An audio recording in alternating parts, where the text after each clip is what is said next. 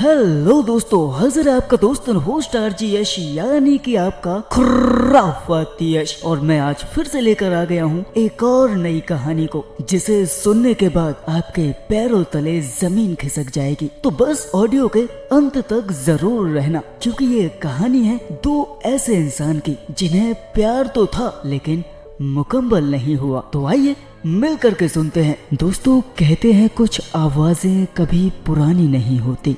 वक्त बदल जाता है, लोग बदल जाते हैं, लेकिन कुछ आवाजें हमेशा दिल में गूंजती रहती हैं। रोहन एक साधारण लड़का था, जॉब करता था, घर लौटता था और अपनी छोटी सी दुनिया में खुश रहता था। लेकिन उसकी जिंदगी में एक कमी थी। उसे कभी ऐसा इंसान नहीं मिला था जिससे वह दिल की हर बात कह सके। लेकिन किस्मत का करिश्मा तो देखिए, एक दिन सोशल मीडिया पर उसकी मुलाकात सिया से हुई। पहले सिर्फ हेलो, फिर रोज सुबह गुड मॉर्निंग और रात को गुड नाइट।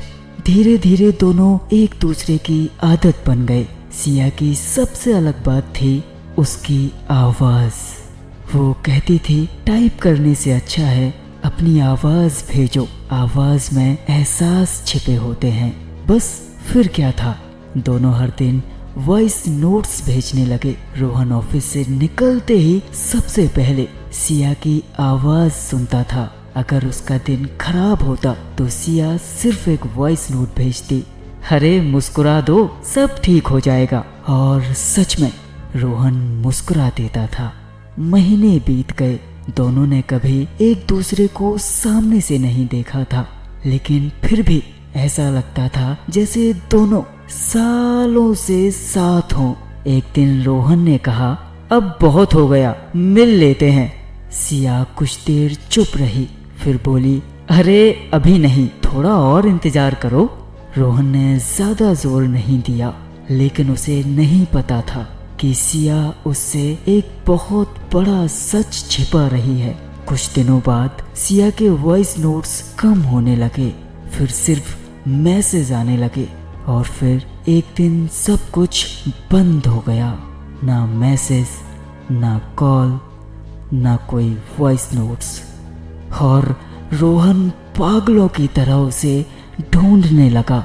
हर सुबह फोन देखता, हर रात उम्मीद करता, लेकिन कोई जवाब नहीं। करीब 15 दिन बाद उसके फोन पर एक नोटिफिकेशन आया, एक वॉइस मैसेज रिसीव्ड। रोहन के हाथ कांपने लगे।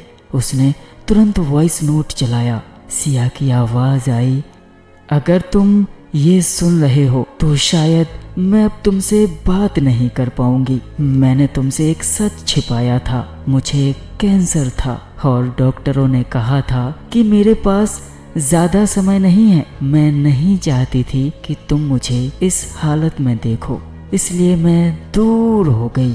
कुछ पल खामोशी रही, फिर सिया की धीमी आवाज आई, प्यार हमेशा साथ रहने का नाम नहीं होता, कभी कभी किसी को मुस्कुराने की वजह देना भी प्यार होता है। वॉइस नोट खत्म हो गया। रोहन की आंखों से आंसू रुक ही नहीं रहे थे। उसने बार बार वही वॉइस नोट सुना। हर बार उसे लगता था शायद इस बार अंत बदल जाएगा, लेकिन हर बार वही आखिरी शब्द सुनाई देते, खुश रहना।